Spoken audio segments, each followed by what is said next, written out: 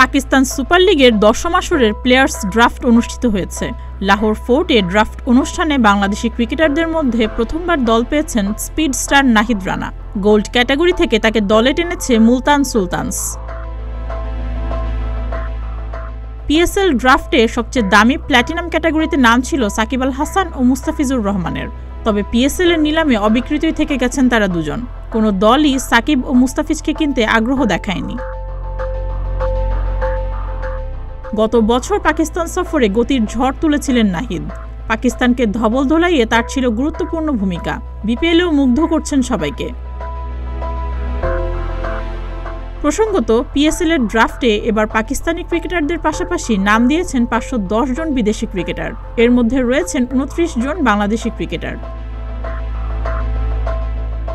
সুস্মিতা, প্রতিদিনের বাংলাদেশ।